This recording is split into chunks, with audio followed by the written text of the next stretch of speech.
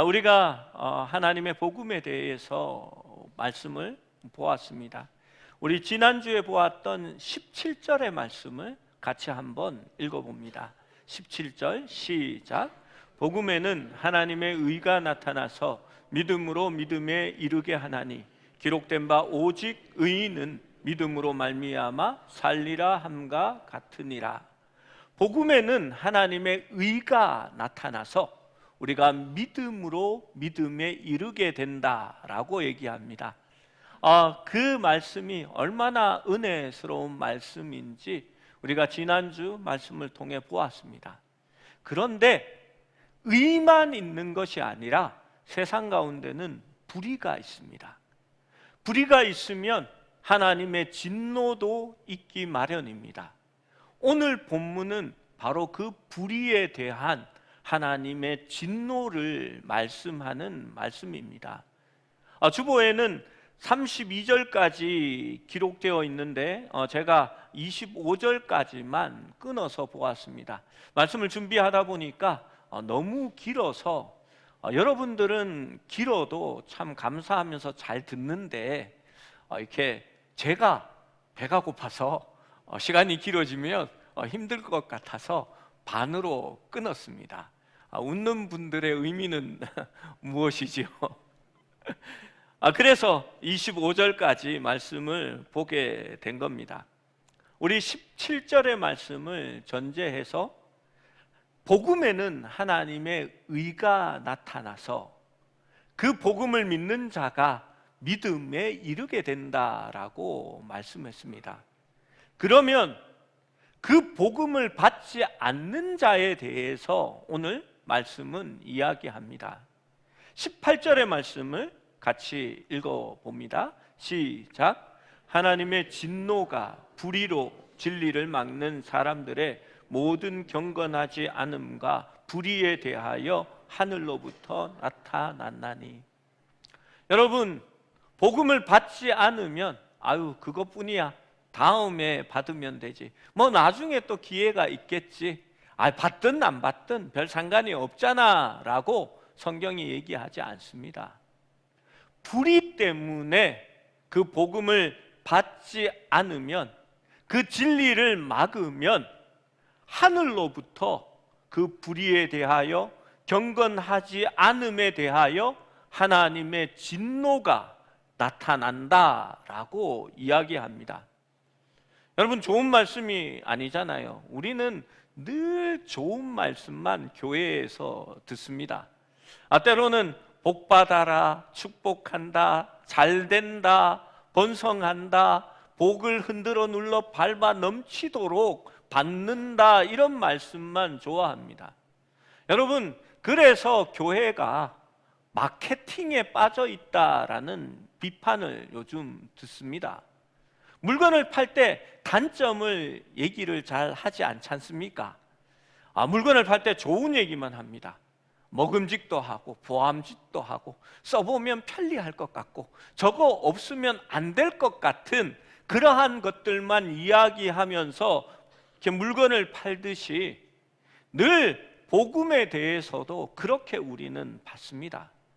그래서 듣기 싫은 이야기는 아예 듣지 않으려고 하는 경향도 있고, 또 그것에 반응해서 목회자들은 축복의 말씀들만 전하는 그러한 것들을 보게 됩니다. 그래서 이 본문을 우리가 평상시에 잘 보지 못하는 겁니다. 제가 굳이 강해 설교를 하려고 노력하는 것은 이런 본문들을 빠뜨리지 않고 계속해서 보아나가는 것이 옳다고 생각하기 때문입니다. 여러분, 우리는 하나님의 진노가 우리의 진노, 우리의 노하는 것과 다르다라는 것을 알고 있습니다. 우리의 진노는 대개 자기중심적입니다. 그리고 복수에 관한 진노가 많습니다. 내가 해를 당했으니까, 내가 아팠으니까 그래 너도 한번 당해봐라 라는 그런 식의 마음이 많지요. 그리고 타인을 아프게 하고 해치고 괴롭게 하려는 그러한 진노입니다. 그러나 하나님의 진노는 죄에 대한 그분의 신성한 구별됨이요 하나님의 판단입니다. 그래서 하나님의 진노라는 것은 심판이라는 말로 대신 쓰여지기도 합니다. 19절에서 20절의 말씀은 하나님의 진노가 드러나는 이유를 밝히고 있습니다. 여러분, 세상에 있는 사람들이 예수님에 대하여 자세히 알고 있을까요? 전하지 않으면 사람들이 깨닫지 못합니다. 왜냐하면 하나님께서 우리의 죄를 사하시기 위하여 창세전부터 계획하시고 그 죄를 용서하시기 위하여 무엇을 준비하셨는가 하는 것이 바로 이 성경 말씀에 적혀 있기 때문입니다. 그래서 이 성경 말씀을 특별 계시라고 이야기합니다. 지금 로마서에서 얘기하는 것은 특별 계시가 아니라 일반 계시를 얘기하는 겁니다. 일반 계시라는 것은 자연 만물을 통하여서 그 자연 만물을 창조하시고 움직이고 있는 어떤 창조주 하나님이 계시다라는 정도의 어떤 지식을 알게 하는 것을 의미합니다. 그러나 예수 그리스도가 누구인지, 구속의 역사가 어떻게 되는지는 그 일반 계시를 통해서는 알 수가 없는 것입니다. 하나님의 진노가 드러나는 이유는 하나님이 만드신 창조물로부터, 창조된 이유로부터 눈에 보이지 않는 하나님의 영원하신 능력과 신성이 그 피조물들을 통하여서 드러나기 때문에 그렇습니다. 그래서 분명히 보여 알려졌다라고 성경은 이야기합니다. 그래서 어떤 신이, 그 신이 성경이 말하는 하나님인 줄은 알지 못하지만 세상을 창조하신 어떤 신이 분명히 존재한다라는 것은 어렴풋이 모든 사람이 알고 있고, 그래서 사람들이 핑계할 수 없다라고 말씀하는 것입니다. 이 자연 계시는 온전한 구원을 이룰 수 있는 완전한 복음은 아니지만 하나님에 대하여 받아들일 수 있는 종교심을 우리에게 던져주는 것입니다. 그런데 하나님이 없다라고 불의로 진리를 막는 사람들에게 하나님의 진노가 있다라고 성경은 말하고 있는 것입니다. 알지만 하나님을 부정하는 사람들입니다. 사람들은 하나님에 대하여서 창조를 부정하는 사람들이 많이 있습니다. 여러분, 우리의 과학이라는 과목, 생물이라는 과목 속에서 이 과목이 진화를 말하고 있다고 생각하십니까? 창조를 말하고 있다고 생각하십니까? 어떻게 생각하십니까? 본지 너무 오래돼서 기억이 안 나시죠? 대부분 사람들은 진화를 나타내고 있다라고 생각합니다. 그런데 이 교과서는 사실 진화를 말하지 않습니다. 두 가지를 다 얘기합니다. 판단은 사람들이 알아서 하라라고 이야기하고 있는 겁니다. 그런데 학교 선생님들이 가르치면서 진화가 맞는 것처럼 얘기합니다. 창조가 아닌 것처럼 얘기합니다. 원래 창조의 영역은, 하나님의 영역은 이 과학이 말할 수 있는 것 밖에 있거든요. 그래서 교단에서 이렇게 교회에서 말하는 그 하나님이 천지를 창조하셨다 이렇게 가르칠 수는 없습니다. 그러니까 두 가지를 다 얘기할 수밖에 없는 거지요. 처음에 진화는 이렇게 얘기합니다. 어떤 에너지가 갑자기 확 해서 생겨나니까 갑자기 단세포 세균과 같은 그런 것들이 생겨나기 시작했다, 이렇게 얘기하는 겁니다. 물속에 유기물들이 있는 것 같더니 유기물 자체도 만들어진 거지요. 이렇게 높은 압력이 가해지고 뭐 이렇게 에너지가 확 들어오니까 거기에서 갑자기 단세포 생물이 생겨나고 그 생물들이 진화해서 조금 더 다른 생물들로 생겨나기 시작했다. 그게 자연 발생설을 얘기하는 겁니다. 여러분, 과학 교과서는요, 거기에 반박하는 내용을 같이 실습니다. 예전에 사람들이 다 그렇게 생각했거든요. 그래서 가만히 이렇게 물을 놓아두면 그 물 속에서 세균들, 들어온 원생 생물들이 생겨나고 갑자기 구더기가 있는 것 같더니 막 파리들이 나타나더라 라고 얘기하는데, 그래서 어떤 사람들이 실험을 했더니 그게 아니더라. 자연적으로 발생한 게 아니라 나중에 외부에서 그것이 들어온 거다라는 것을 밝힙니다. 그러면 자연 발생설은 틀렸다라는 결론이 나와야 되잖아요. 그런데 틀렸다 얘기하고 진화는 맞는 것처럼 이렇게 얘기를 합니다. 여러분, 우리가 진화론의 가설을 배울 때에 우리가 어떤 미개한 존재로부터 점점점 변해가서 오늘날 인간이 되었다라고 얘기합니다. 그런데 그 속에서 중간에 이어지는 생물이나 화석들이 존재하지 않는다라는 것을 우리가 분명히 배웠고요.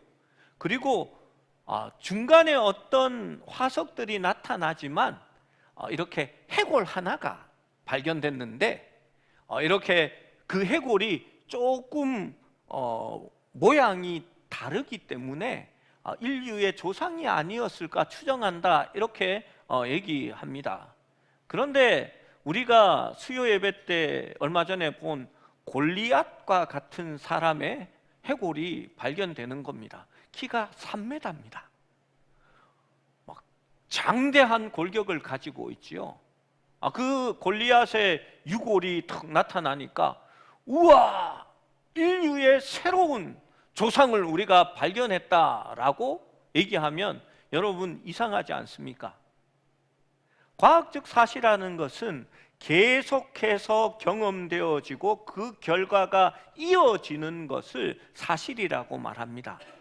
어떤 하나가 발견되었다고 해서 그것은 아직 가설이지 증명된 것이 아닙니다. 적어도 인류의 조상이 있었다, 그 지역에 살았다, 동굴 생활을 했다라고 말하려고 하면 그 유골 하나가 아니라 수많은 군집들의 개체가 존재해야만이 이루어지는 겁니다. 그냥 주장이라고 우리가 배운 겁니다. 그리고 나서 우리가 뭘 배웁니까? 멘델의 유전 법칙에 대하여 배웁니다. 여러분, 멘델의 유전 법칙은 유전자에 따라서 그 형질이 보존되고 이어진다라는 것을 얘기하는 거지요. 그 유전 법칙은 진화를 완전히 까부수는 겁니다. 그렇게 이어지는 것이 아니라 하나님께서, 물론 하나님께서라는 건 저희의 입장이지요.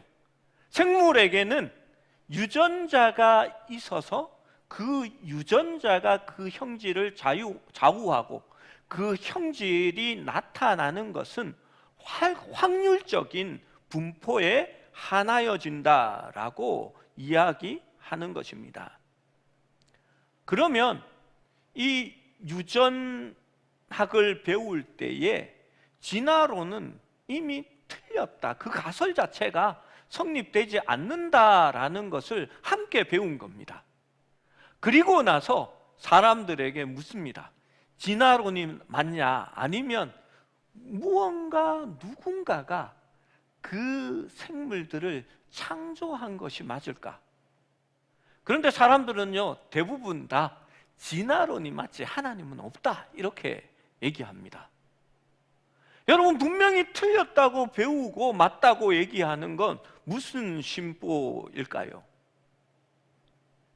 여러분, 종간의 격리를 뛰어넘을 수 있는 것이 거의 없습니다. 있어도 곧 사라집니다. 제가 대학원에서 이렇게 재미로 실험을 이렇게 하다가 세균 중에서 이렇게 당을 대사물로 만들어내는 세균에서 그 유전자를 구분해서 떼내는데 성공했습니다. 여러분, 세균에서 당을 만들어낸다라는 것을 발견하는 것은 정말 대단한 거거든요.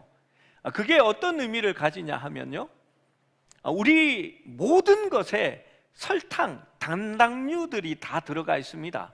치약도 이렇게 넣으면 약간의 단맛이 나잖아요. 그 단당류를 섞어 넣은 겁니다. 우리가 에너지원에도 단당류가 있죠.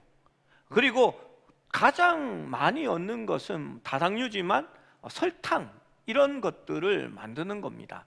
그것을 어떻게 얻냐 하면 열대지방에 사탕수수를 심어서요, 열심히 농사 지어가지고 그걸 걷어들여서 짙으게해서 물을 짜낸 다음에 온도를 가해가지고 정제하고 정제한 다음에 그것을 또 실어와가지고 설탕 공장에 보내서 포장을 하고 분류를 해서 우리한테 판매되는 겁니다.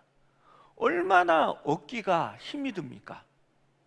그런데 그 유전자를 대장균 안에 넣었습니다. 대장균이 먹고 똥을 싸면 단당류를 싸는 겁니다. 학교에서 난리가 났습니다. 이걸 학부 실험생들이 만들었다. 와, 이거는 세계적인 이렇게 발견이다라고 얘기하고요. 옆방에 교수님이 와서, 야, 니네 교수한테 이거 그냥 넘기지 마. 네가 지금 재벌이 될 수 있는 기회야. 탱크 하나 만들어 놓고 설탕을 무진장 뽑아낼 수 있는데 이건 정말 세계적인 발견이야. 뭐 이러면서 그 교수님이 갑자기 막 저한테 잘해주고 이러더라고요. 여러분, 너무 좋았습니다. 외국에서 막 연락이 와가지고요, 어떻게 그걸 성공했냐고 이렇게 조금만이라도 도와달라고 막 연락들이 오기 시작했습니다. 저희 교수님이 너 이제 아무 데나 유학 갈 수 있다고 막 그렇게 어떤 교수 밑에 내가 넣어줄까 막 여기까지 이야기가 진행되고 있었는데요, 이 대자균들이 번식을 해서 3대, 4대가 되니까 복귀변이라는 것이 일어납니다. 여러분, 무슨 말이냐 하면요, 우리 몸에도 끊임없이 이 유전자가 변이 되고 치환되고 때로는 암세포로 잘못 만들어지는 것들이 있습니다. 그런데 그런 일들이 하루에 수십 개, 수백 개들이 우리 몸에서 일어납니다. 그런데 다 암에 걸리지 않잖아요. 다 이상한 형질로 변하지 않습니다. 왜냐하면 우리 몸에는 그것을 치유하는, 복구시키는 능력도 있기 때문입니다. 이 미개한 대장균이요, 자기 형질에 이상한 유전자가 끼어든 것을 알고 2, 3대가 지나면 이걸 고쳐버리는 겁니다. 원래 자기 유전자로 만들어 버리는 거지요. 그러면 이게 진행이 안 되는 겁니다. 여러분, 절대 저절로 사람이 생겨나지 않습니다. 하나님이 만드셨고 창조하셔서 우리가 이렇게 이어져 내려오고 있는 것입니다. 그런데도 사람들은 우리는 저절로 생겨났지, 우리는 과거의 어떤 중간체로부터 지금 우리가 이어진 거야 라고 얘기하면요, 우리의 인생이 참 서글픕니다. 무슨 얘기냐 하면요, 나보다 미개한 어떤 거에서 나보다 더 발전하는 어떤 존재가 되기 위해서 나는 중간에 그냥 존재하는 그러한 사람이 되는 겁니다. 중간자지요. 그냥 부품입니다. 그러면 우리에게 무슨 존엄이 존재할 수 있을까요? 그런데 사람들은 창조주의 존재를 말하는 사람들을 비웃습니다. 이들을 묘사하는 것이 바로 21절에서 23절의 말씀입니다. 함께 읽어보겠습니다. 시작. 하나님을 다시 있습니다. 21절에서 23절입니다. 하나님을 알되, 시작. 하나님을 알되 그 생각이 허망하여지며 미련한 마음이 어두워졌나니 스스로 지혜 있다 하나 어리석게 되어 썩어지지 아니하는 하나님의 영광을 썩어질 사람과 새와 짐승과 기어다니는 동물의 우상으로 바꾸었느니라. 정말 창조주가 있다라는 것을 알면 하나님을 영화롭게 해야 되는데 그렇게도 하지 아니하고, 또 감사해야 하는데 그렇게도 하지 아니하고, 오히려 생각이 허망하여져서 미련한 마음이 어두워졌다라고 얘기하는 겁니다. 그리고 스스로 자기가 지혜롭다, 내가 똑똑하다라고 얘기하지만 어리석게 되어 썩어지지 아니하는 하나님의 영광을 썩어질 사람과 새와 짐승과 기어다니는 동물 모양의 우상으로 바꾸어 버렸다라고 말합니다. 여러분, 그러한 사람들은 하나님을 거부하고 그 결과 그들의 이해는 더 어두워집니다.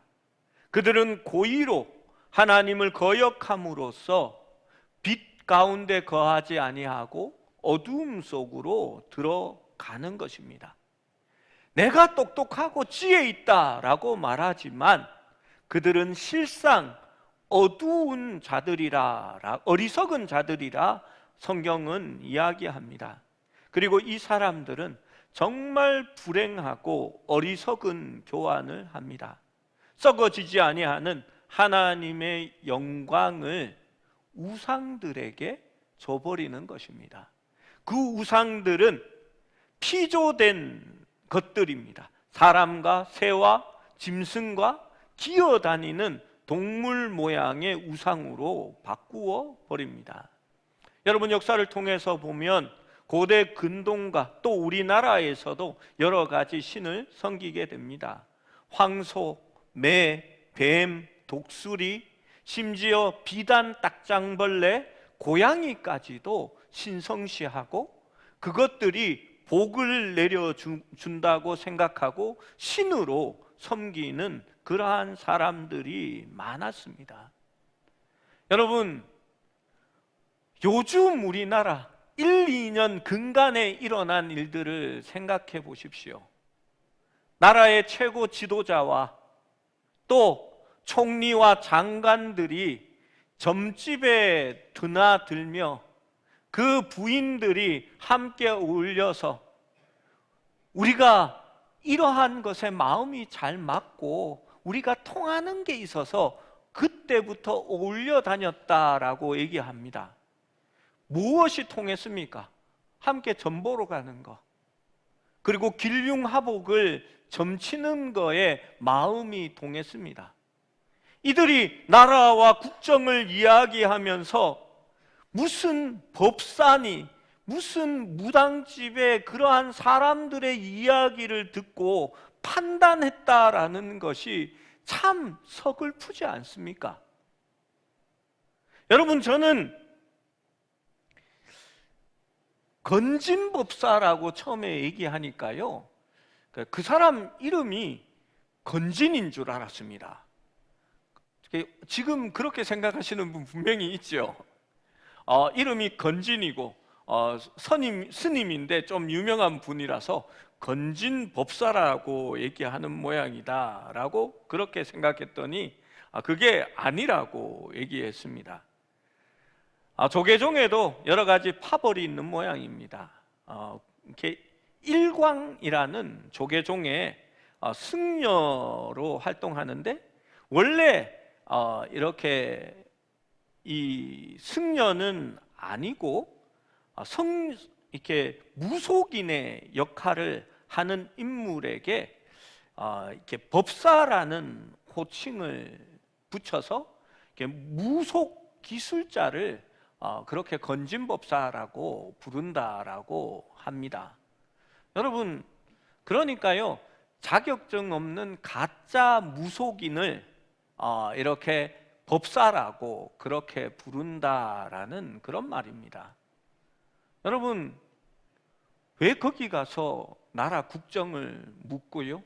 그 사람이 왜 우리나라의 일들을 좌지우지하게 만듭니까?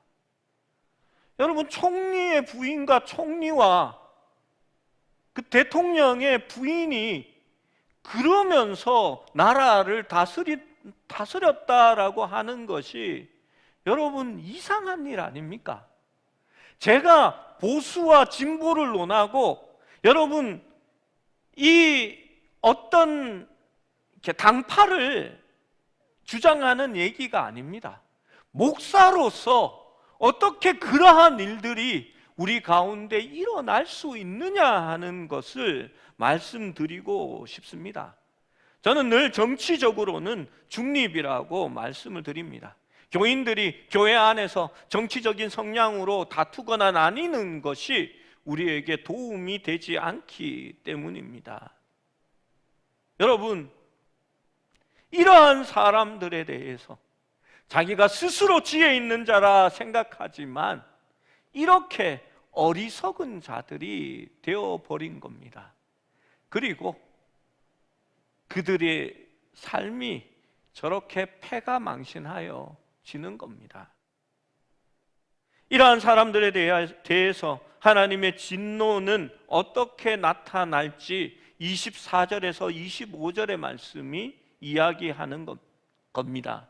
24절 25절 말씀을 읽습니다. 시작.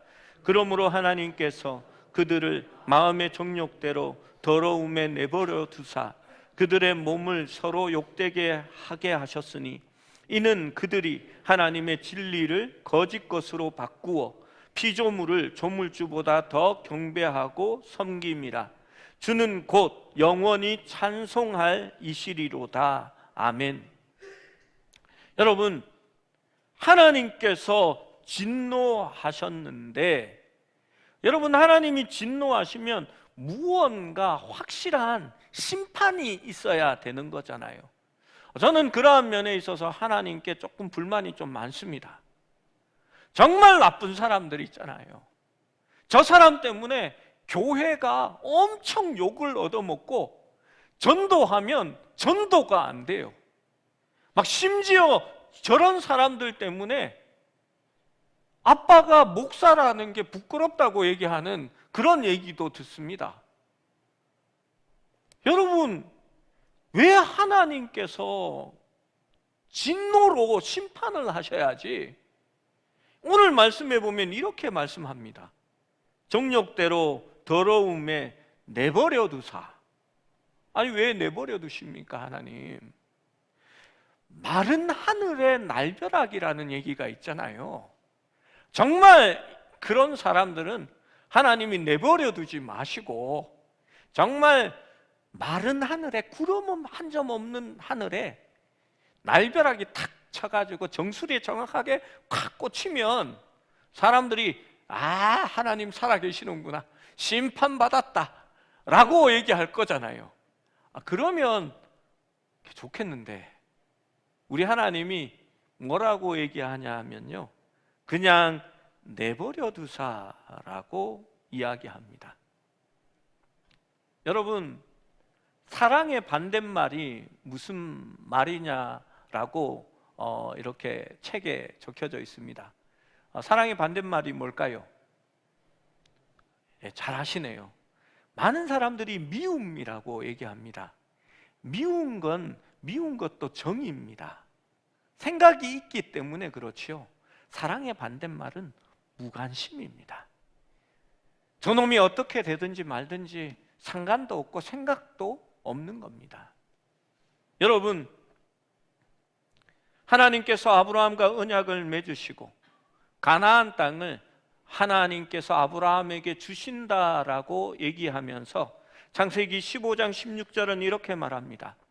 내 자손은 4대 만에 이 땅으로 돌아오리니 이는 아모리 족속의 제약이 아직 가득 차지 아니함이니라 하시더니, 여러분 무슨 말입니까? 이스라엘 백성들이 애굽에 가서 4대에 걸쳐 있다가 돌아올 것이다 라고 얘기합니다. 왜 그 기간이 있어야 했냐 하면 아모리 족속의 제약이 아직 차지 않았다는 겁니다. 하나님께서 가나안 땅의 대표 족속인 아모리 족속이 이미 범죄하고 하나님의 뜻에서 떠나버렸는데 하나님께서 그들이 그렇게 가도록 방관하신다는 겁니다. 그들의 죄가 가득 찰 때까지 기다리신다는 겁니다. 그리고 그때가 되면 이스라엘에게 그 땅을 차지하게 해주겠다라고 말씀하시는 겁니다. 여러분, 하나님이 방관하시겠다, 그들을 죄악 가운데 더러움에 내버려 두시겠다, 돌이키지 못하게 하시고 회개할 기회를 주지 않겠다라고 얘기하시는 겁니다. 여러분, 그것이 하나님의 진노라고 말씀하고 있는 것입니다. 여러분, 우상 숭배가 부도덕으로 이루어지는 것은 너무나 당연합니다. 사람이 하나님 외에 다른 것을 신으로 삼거나 자신을 스스로 신으로 만들고 나면 그 신은 자기를 위한 신이 되고 자기 만족을 위하여 무엇이든지 해줄 수 있게 되고 심판의 두려움 없이 자기의 욕망을 채울 수 있는 그런 신이 되는 겁니다. 그리고 반드시 자기가 만든 신은 자신을 배반하게 되어 있습니다. 그리고 그 자신이 만든 신과는 은밀한 거래가 언제나 이루어지게 되는 것을 볼 수 있습니다. 여러분, 시대가 암울하여져서 하나님을 깨닫지 못하는 시대가 되면 여러분 이상한 계약들을 하게 됩니다. 입다가 암몬 족속을 칠 때에 그는 하나님 앞에 이렇게 말합니다. 전쟁에서 돌아올 때에 가장 먼저 마중 나온 사람을 내가 하나님께 불로 태워 제물로 드리겠다라고 말합니다.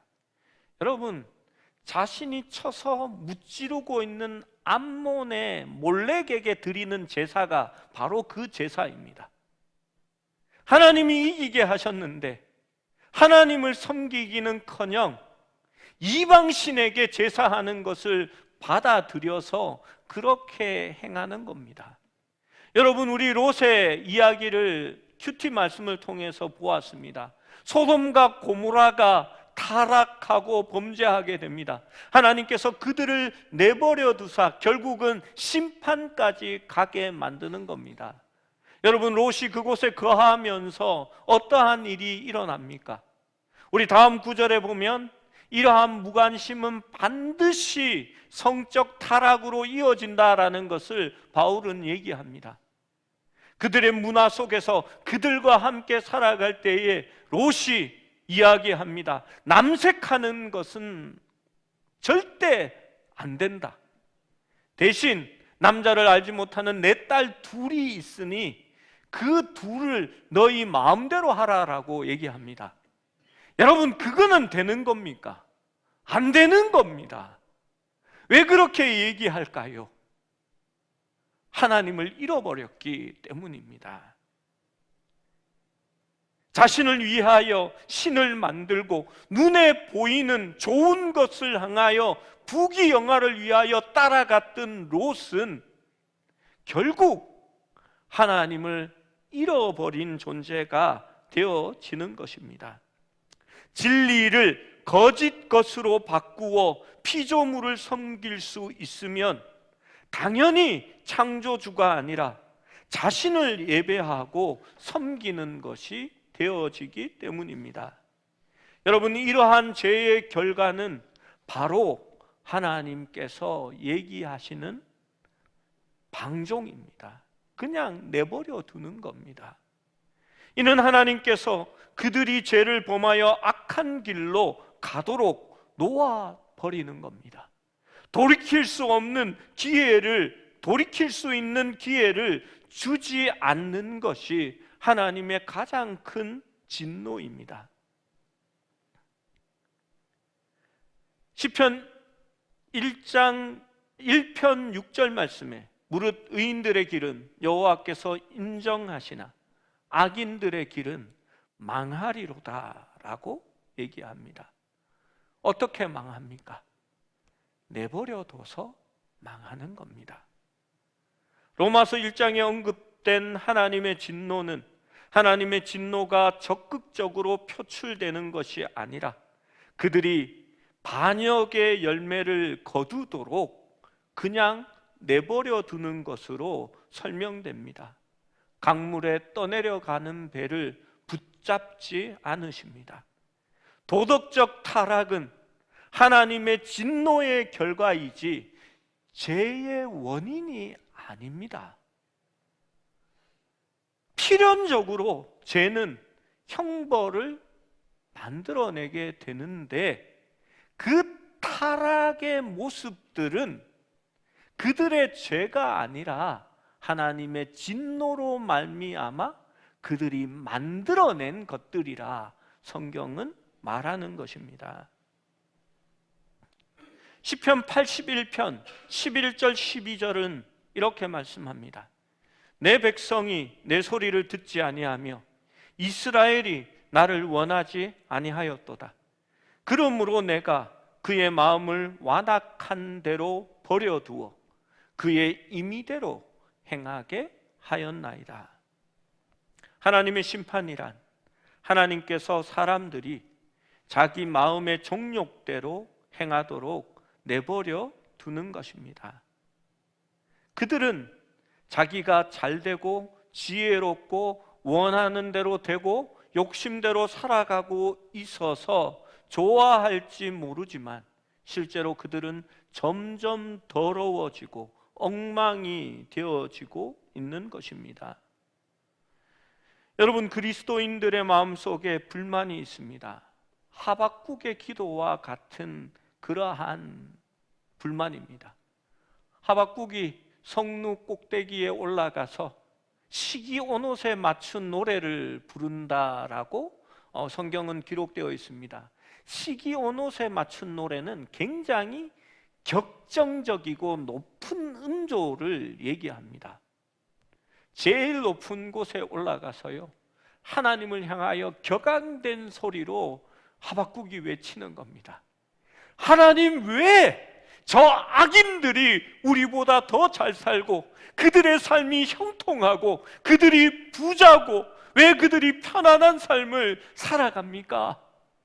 왜 어떻게 이러한 일이 우리 가운데 일어날 수 있습니까? 하박국이 하나님을 향하여 외칩니다.